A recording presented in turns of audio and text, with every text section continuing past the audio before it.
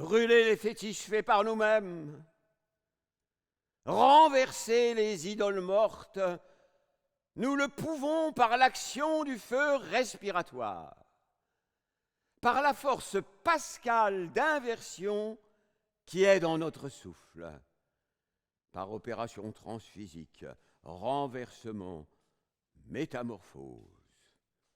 Tout ce que nous avons pétrifié et qui est devenu chose dans la pensée peut être redressé debout et vivant à nouveau. Croisé à nouveau visiblement au corps, le langage redevient ardent. Les mots se délivrent, soufflés, chutent et renaissent en contradiction dans l'espace.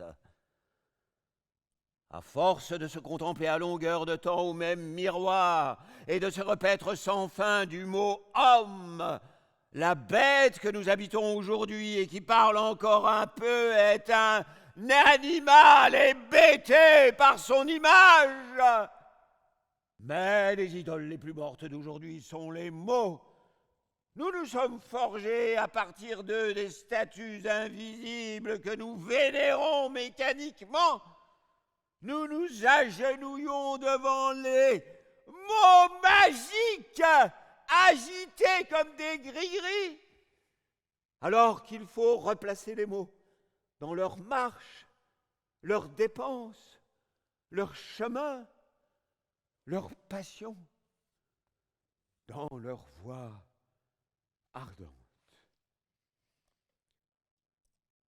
Le langage doit être remis au feu.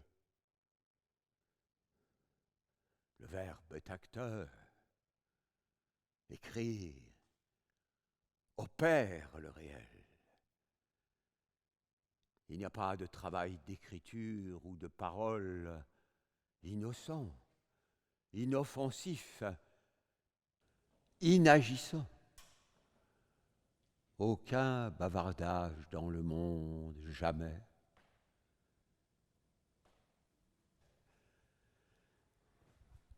Le langage est partout redoutablement actif.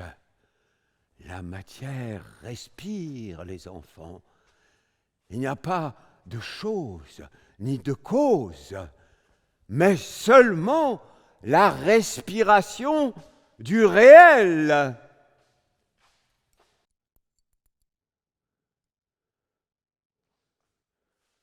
Le réel respire. Apprenez-moi ça par cœur.